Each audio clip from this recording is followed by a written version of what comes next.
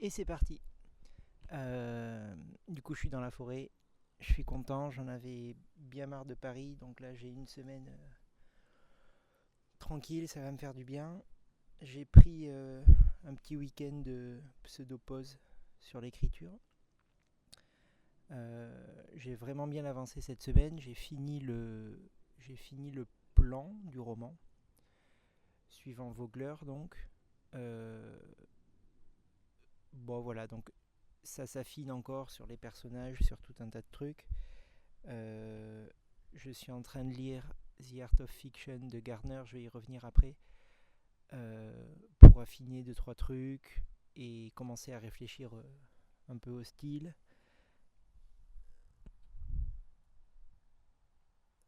Non, c'est juste, je sais pas s'il y a des gens ou pas. Et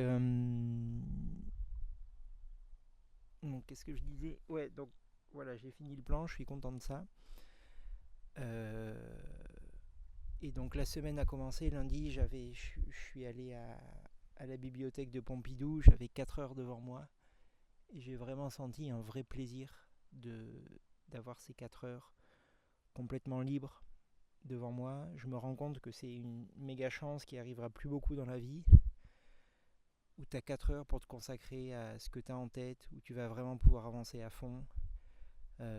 Tu rentres dans une espèce de tunnel qui passe hyper vite et voilà, bon, c'était juste ça le premier point, c'est la chance que j'ai de pouvoir faire ça. Alors après, c'est un truc que j'ai mis en place aussi. Euh, Au début, je commençais par des petites tranches de 20 minutes, vraiment tous les jours. Puis les différents confinements, je pense, ont pas mal aidé à augmenter ces plages-là. Et maintenant, j'essaye de... Enfin voilà, je construis mes journées autour de ça aussi. Et j'ai un boulot par chance qui me permet de faire ça. Mais bon voilà, enfin, ce qu'il y a derrière ça, c'est que c'est tellement agréable d'avancer sur un truc qui te tient à cœur plutôt que, je sais pas, de glander ou de faire. Enfin voilà, bon. C'est un vrai bonheur ce truc-là. Donc ça, c'était le premier point. Ensuite, mercredi, je suis allé voir Bastien Vives qui sortait son nouveau bouquin pour faire suite à tous les procès qu'il a eu. Bon, c'était une dédicace et je pense que c'est un des meilleurs moments de mon année. Euh, bon, j'adore le mec, je le trouve très marrant, je le trouve intelligent, ses BD sont trop cool. Il a un discours sur son art qui est. Enfin, on sent qu'il a pensé ce truc-là et j'aime bien toujours les gens qui parlent de façon sérieuse de quelque chose qui, en l'apparence, l'est pas. Donc là, la BD, le mec parle de mise en scène, parle de trucs, enfin, voilà, c'est intéressant. Et donc, j'ai eu la chance de parler 10 minutes avec lui pendant qu'il me dessinait. Et donc, je me suis présenté comme un romancier. Il m'a demandé dans quelle maison j'étais. Je lui ai dit que pour le moment, j'envoyais des mails. Il n'a pas paru jugeant. Et donc voilà, il m'a demandé un peu le pitch sur quoi je travaillais en ce moment. Je lui ai dit, et le mec m'a donné le contact d'un pote à lui qui est à peu près dans la même situation que le personnage du roman, donc c'est-à-dire un mec qui va pas très bien et qui se lance à fond dans un truc qui peut paraître un peu bizarre aux yeux de la société. Donc voilà, j'ai contacté le mec, je vais prendre un café avec lui quand je reviens à Paris. Donc bon voilà, hyper riche ce truc-là. Et en plus, euh, il m'a dessiné en train de, il m'a dessiné en train d'écrire un roman devant une machine à écrire. Et je sais pas, ça m'a vraiment motivé de voir un mec comme ça, accessible, et de pouvoir discuter avec lui. Donc voilà, grand moment, c'était... j'ai vraiment été touché par ce truc-là. Euh, Ça m'a donné foi un peu... je sais pas si foi c'est le bon mot, mais ça m'a encore plus motivé voilà, à faire basculer tout ça dans le réel. Euh, bon voilà, ça c'était le deuxième point. Le troisième point, c'est que j'ai fini de lire La méthode de l'acteur de Stravinsky, je crois. J'ai pris mes notes là, mais je n'ai pas noté l'auteur. Enfin, c'est ce bouquin hyper connu qui a donné la méthode acteur studio qu'ils utilisent à Hollywood. Je lisais ça pour la première mouture du roman où le mec voulait du coup faire un court métrage, et je voulais avoir voilà, quelques trucs intelligents à dire sur la direction d'acteur, etc. Donc j'ai lu ça, et en fait c'est assez passionnant. Ça raconte plus que sur l'art de jouer la comédie ou de faire du théâtre. Ça raconte pas mal de trucs sur la vie, sur les sentiments humains, sur qu'est-ce que c'est être sincère, etc. Et en parallèle, je lisais, comme je disais tout à l'heure, The Art of Fiction de Gardner. C'est un bouquin qui parle... alors c'est écrit par un universitaire il est ricain et il est vraiment à l'ancienne. Il a des avis hyper tranchés sur des trucs. Il dit les raisins de la colère, c'est de la merde. Et il explique pourquoi. Bon, c'est discutable, c'est un peu marrant si on le prend comme ça, mais il y a des choses pour l'écriture qui valent de l'or, des conseils vraiment très pratiques sur c'est comme ça qu'il faut faire et voilà pourquoi. Et voilà des artistes qui le font. Et donc ce qu'il y a de marrant, c'est que à la fois dans la méthode de l'acteur et à la fois dans ce bouquin de Gardner, il parle de la même chose. Il parle de la vérité de ce que tu crées, qu'il faut que ce soit vrai. Et ça, je le disais beaucoup avant, que à partir du moment où tu fais un truc vrai, où tu fais un truc sincère quand tu crées, c'est sûr que ça va marcher parce que ça va résonner chez des gens à un moment.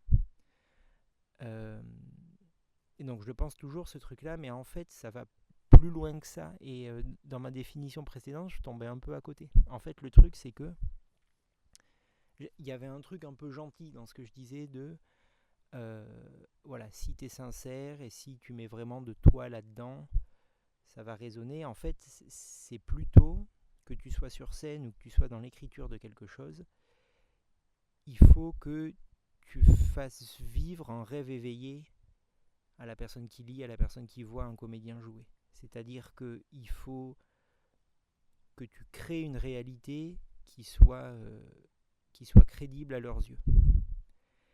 Et, et toute la technique d'un écrivain, d'un dramaturge, d'un acteur, de ce que tu veux, c'est qu'il faut que ce rêve-là, cette réalité-là, il n'y ait à aucun moment quelque chose qui fasse sortir l'écrivain ou le spectateur, qui lui rappelle que c'est quelqu'un qui l'a écrit. Donc ça peut être des fautes de grammaire, des fautes de syntaxe, un acteur qui joue mal, etc. Il faut arriver à garder cette réalité. Et l'art, c'est pas imiter la réalité, c'est vraiment en créer une nouvelle, le temps d'une pièce, le temps d'un bouquin. Et donc, tout ça, tu peux t'entraîner en tant qu'acteur en s'entraînant à boire un verre d'eau de façon convaincante. Puis après, tu peux arriver à faire des dialogues. Puis après, tu peux arriver à faire des trucs. Et t'accumules tout ça. Tu le fais tendre vers un super objectif. C'est comme ça que c'est écrit dans le bouquin. Donc c'est un peu le thème de la pièce, que ça veut dire pour t'orienter. Et toutes ces petites actions vont dans le même sens. La vérité de ton personnage, tu mets de toi aussi là-dedans. Et voilà, tu crées quelque chose de vrai. Et c'est pareil en fait pour l'écriture d'un roman. C'est-à-dire qu'il faut que chaque petite scène, via les ateliers d'écriture, tu sais écrire un dialogue, tu sais décrire, je sais pas, une forêt, le bruit de l'eau, tu sais comment faire vivre ça. Et en fait, le but de tout ça, c'est de créer une réalité pour que le lecteur, il se pose à aucun moment la question de l'auteur qui a écrit ça, que ce soit vrai. Donc, quand tu décris une tempête, le but de savoir bien décrire une tempête, un orage, c'est de rendre crédible le fait que le personnage ait besoin de se mettre à l'abri pour faire avancer ton histoire de... Si c'est un truc policier, de chercher un meurtre et il trouve le cadavre ou j'en sais rien. Après, c'est... Voilà. Rendre crédible ça, rendre crédible le fait qu'il ait besoin d'avoir telle discussion sous la tempête. Et bon, enfin voilà.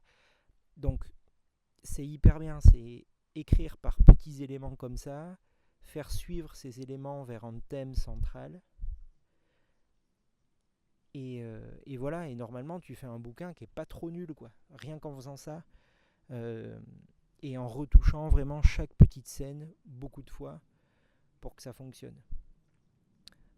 Et là ce matin je lisais un autre truc, alors j'ai plus exactement, c'est une méthodologie que utilisait Van Vogt, je sais pas comment ça se dit, c'est le mec qui a fait le cycle des Antillas. Donc il dit que chaque phrase doit appeler la prochaine, dans chaque phrase il doit avoir de l'émotion, et surtout c'est pas Van Vogt qui fait cette méthodologie, c'est un truc qu'il utilise, dont j'ai oublié le nom, ça commence par un G. Euh, euh, il dit que chaque petite scène doit faire 800 mots, parce que moins c'est pas assez fouillé et plus ça traîne en longueur. Donc c'est pas mal d'avoir... bon, alors à s'en servir ou pas, mais c'est bien d'avoir un peu des jalons comme ça et une idée un peu précise de ce que tu fais, plutôt que de te poser devant ton écran d'ordi à un peu taper comme un gros con des trucs et sans trop savoir, c'est hyper décourageant et tout. Donc là je suis content, j'ai l'impression quand même maintenant d'avoir une assise théorique de ce qu'il faut que je fasse pour que ça fonctionne. Donc je vais encore attendre d'un peu peaufiner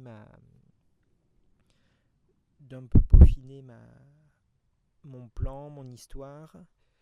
Là, la prochaine étape, ça va être de lister toutes les scènes justement qu'il faut qu'il apparaisse pour que... Wow, une araignée. Pour que, je puisse traiter le thème que j'ai envie de traiter. Le thème, c'est mec qui va pas bien et qui cherche le sens de sa vie. Qu'est-ce que c'est le sens de sa vie? Alors c'est un thème, voilà, dit comme ça paraît très con, mais le fait de savoir que c'est ça que je veux traiter, ça me permet d'avoir des réponses à des questions sur tel personnage, s'il fait ça, est-ce que ça sert le thème? Et voilà, tout ce qui est traité dans le roman doit servir le thème à chaque fois. Et bon, voilà. Donc ça, c'est cool. Et du coup, ces deux lectures, le fait qu'elles résonnent comme ça, c'est qu'il y a de la vérité là-dedans. Voilà. Donc l'idée, c'est de créer un rêve éveillé à la lecture et que bien écrire, c'est arriver à ce que le lecteur sorte jamais du début à la fin de ce truc-là. Terminado. Bon, donc ça c'était point numéro 3. Point numéro 4, euh, hier j'ai écrit le 100e article sur le blog. Donc le premier c'était il y a 2 ans.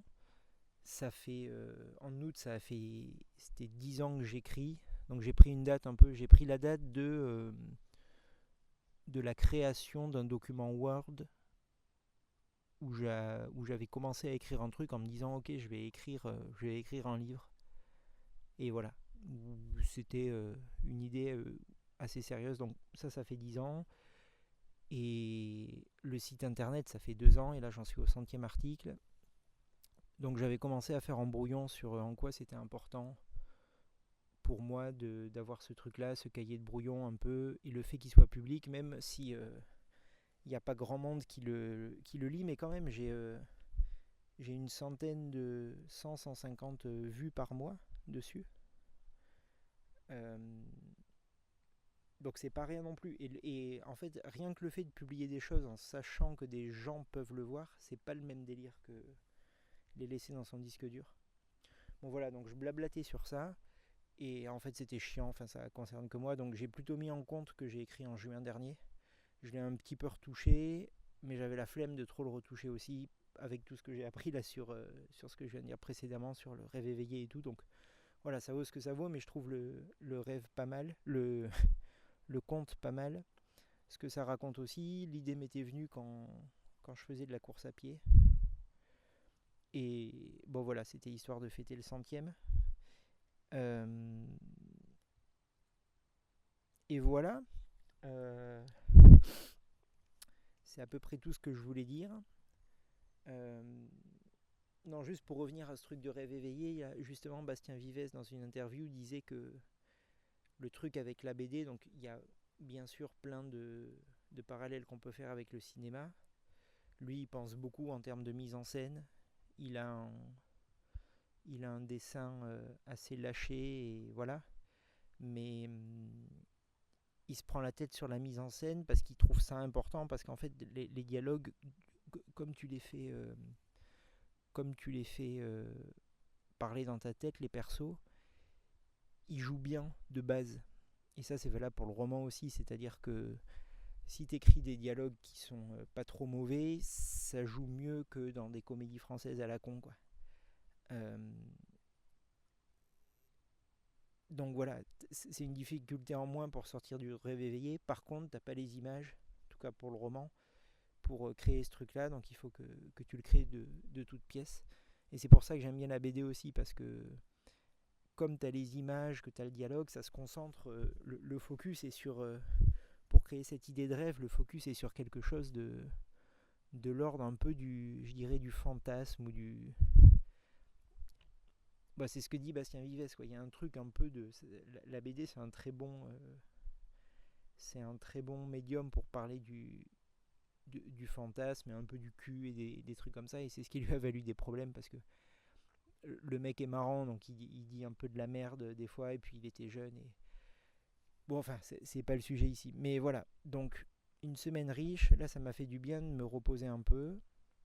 Euh, donc là, le plan c'est de finir The Art of Fiction, de reprendre, une fois que je l'aurai laissé du coup un peu décanter le plan que j'ai fait, et ce coup-ci prendre le temps de vraiment détailler scène par scène. Alors ça va être assez long ce travail, c'est fastidieux, il va vraiment falloir que je m'arrête et pas que j'avance comme je faisais, mais que je prenne le temps.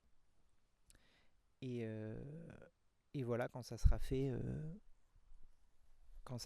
on pourra commencer à vraiment écrire pour de vrai, quoi.